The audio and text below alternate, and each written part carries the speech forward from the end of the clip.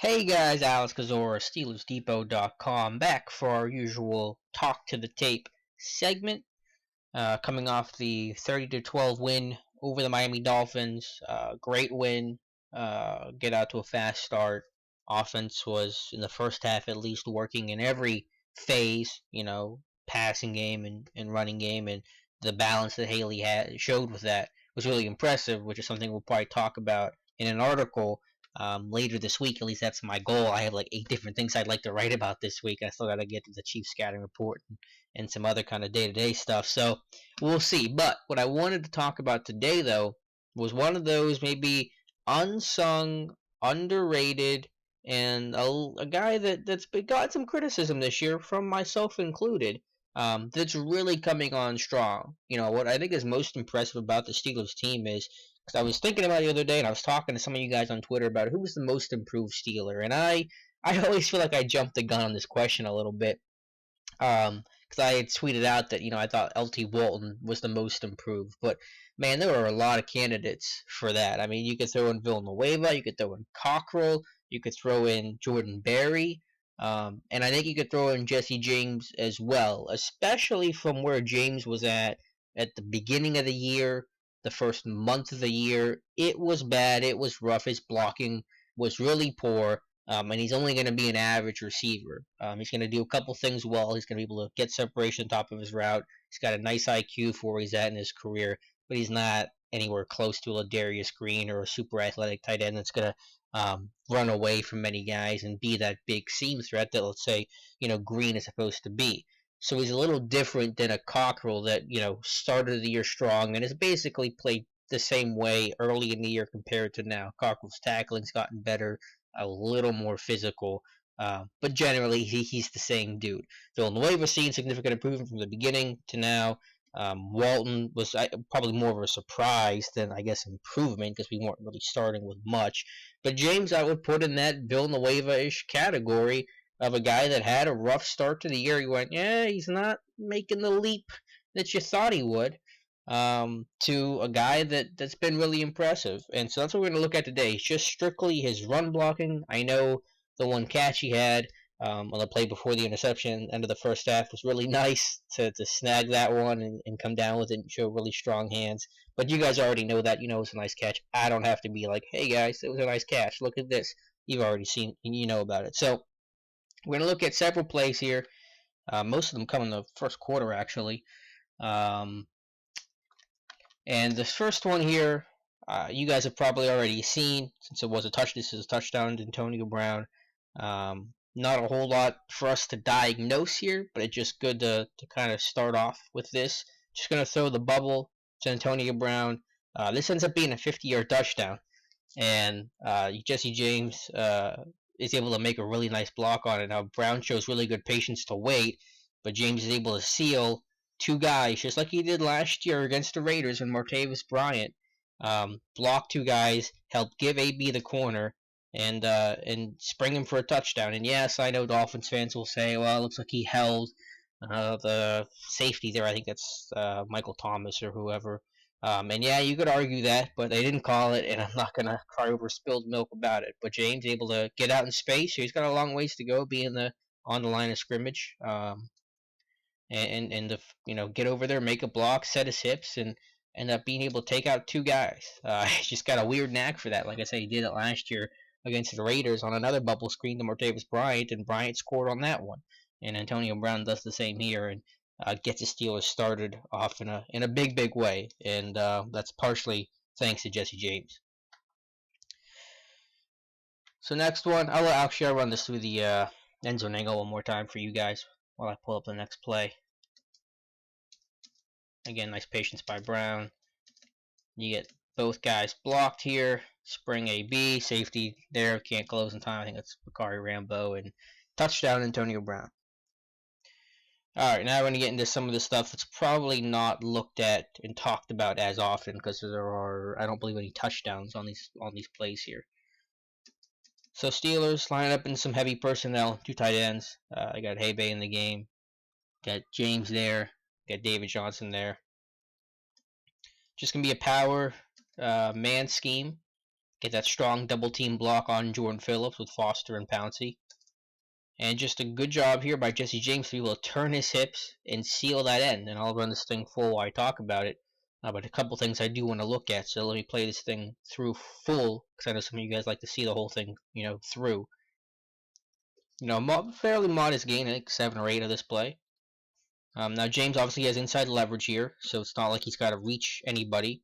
And you get that initial combo block with David Johnson, then Johnson ends up peeling off and working to the second level. But James able to seal his hips, seal that, set his hips, and seal the end, Andre Branch, off. And then this is what I like the most, though, from Jesse James, just finishing the block. Because right now, there isn't a great hole there. Branch would try to work through, or at least maybe grab, Bell's jersey or whatever. James is able to keep that lower half, excuse me, going and driving, and finish that block, help create that hole. I'll run it through a couple times for you guys. That's what I like, this technique of setting his hips and kind of boxing out, in a sense, Branch. And then there's the finish of it as well, which I like even more, of showing that leg drive and showing some power. It's like a blocking sled drill. It's like at St. Vincent where they do the sleds every single day, and most days Tomlin's going over and watching those guys very closely. It's sure a little nerve-wracking. So that ability to set his hips and finish this play. I'll run through it one more time for you guys.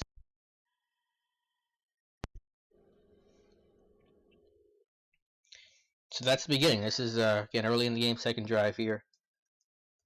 Alright, so now we're going to go to later in the first quarter. Again, not another crazy gain, just a gain of 5. Get to the end zone angle.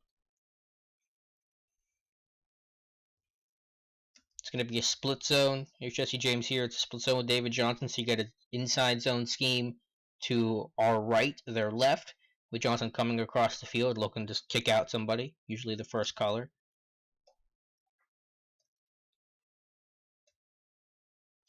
James is going to start on his down block, those zone blocking rules. If you're going to help that play side teammate, and then you're going to work to the second level. So a nice down block here on, I believe that's Cameron Wake. And then James is going to, once that block's secured, and now Gilbert has it, and that guy's been sealed down, James is going to work to the second level and work to the linebacker. He's able to get square, show leg drive, and finish that. Now, it doesn't open up a hole. Bell doesn't get a huge gain off of it. There's other problems on the play that kind of stops the run after a modest gain of 5. But we'll focus on the individual. We'll focus on Jesse James and just did he carry out his assignment. And it's a nice down block. Wake is slanting here because the safety's down, so it's easier to do, but still there's strength. There's still the commitment to it. And washing Wake down, helping Gilbert secure that block, and then immediately getting his shoulders square, finding the next backer to work to. What would you call that? The will linebacker at this point here, 46. And then being able to get square to him, climb and finish that block off. So I'll play through it one more time for you guys. Just really nice stuff. Just good, technically sound. James isn't an overpowering guy, but his technique's improving, and he has length to be able to get into these guys' pads and be able to make first contact. When you combine that with good technique, you're going to be a serviceable blocker. You're not Heath Miller, but that's okay. You don't have to be. This next one, last play of the first quarter, is probably my favorite play that he has the entire game, at least as a run block, because I did love that catch that he had. Just the physicality of it here. Again, David Johnson, going to get this down block on the linebacker here. I'm just going to run this thing through because I don't have to say a whole lot about it. Just a lot of power being, because this is a power run? Let's look at it here. I'm trying to remember. No, it's not a gap scheme or anything, but still, it's just washing that guy down, putting him onto the ground. That's him and David Johnson doing it. And giving Bell the edge. So when Bell ends up bouncing this run to the perimeter, there's not that force defender really sitting there. Safeties or the corners coming down. But they've totally washed that down. And then James, once that linebacker gets washed down, he's working to the safety now and is able to seal him off as well. And finish that block also. Just really physical, attention to detail, and great effort on the play to make a really strong block. Same with David Johnson. If you get that end on the ground. You love defensive linemen that are on the ground off their feet. No one's making plays when they're not on their feet. No one's making tackles when they're eating dirt. So really love that play. I love the physicality of it, and then the technique, and then not just content with just washing that linebacker down. Let's go work to the safety now and seal him off as well, and go ahead and finish that block too. Finish every single play. That old saying of play to the whistle, or play to the echo of the whistle. Some coaches will frame it as well. So that's by far my favorite one from Jesse in the run game.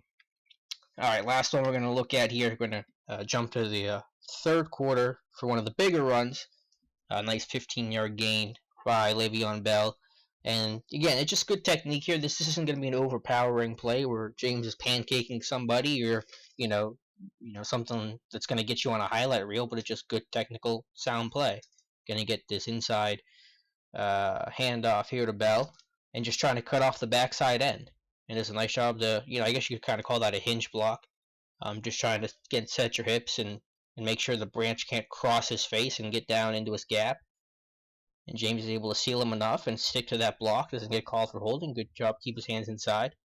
And creates that lane for Bell, and Bell skirts through. He gets into the second level, and that's also incredible patience by Bell. I'm sure you've seen this clip. I know Dave posted a GIF of it, and others have as well. I mean, the Bell's just stopping and waiting for the D-tackle to get washed down by Villanueva. It's a nice job by Vildy as well. So that's seeing some very unique and totally rare traits by Le'Veon Bell.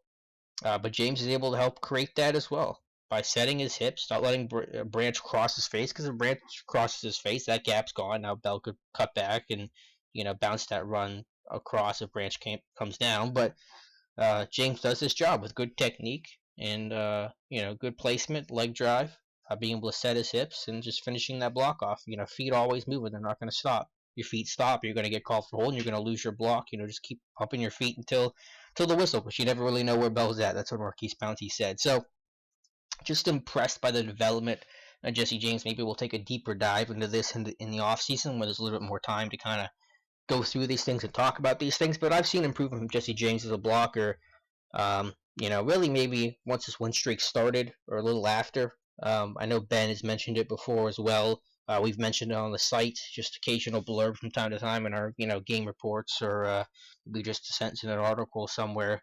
But James has really improved as a blocker. I don't think he's ever going to be a tremendous one. Again, not Heath, but I think he has the technique and the effort and the desire to be a good blocker, and he has the length to be able to get into these guys' pads, and just showing some really good traits. So I think he can be a really strong, a good blocker, strong in the sense of not physical sense of it in terms of actual strength, but just that technically sound guy that's going to do his job and never really make a lot of mistakes.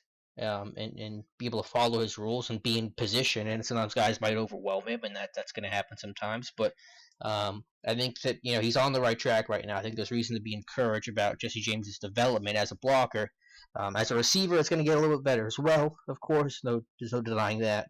But I don't think it's ever going to get that great. I think he can be a better blocker than he can be a receiver, which isn't a bad thing. In the Steelers system, you got to be a good blocker first before you can, be that guy as a receiver, especially if you're not the Darius Green type where you can be a game breaker. So that's what I have for you guys. Let me know your thoughts on Jesse James. Let me know your thoughts on who you think the most improved player on this roster is. We were kind of scratching our heads mid-season during that losing streak of who it was. There weren't a whole lot of options, but at least we didn't feel like it. But definitely a lot of options right now. So I wanted to share that with you guys. I figured this is the best way to do it. Thank you guys so much for watching, and we'll talk to you soon.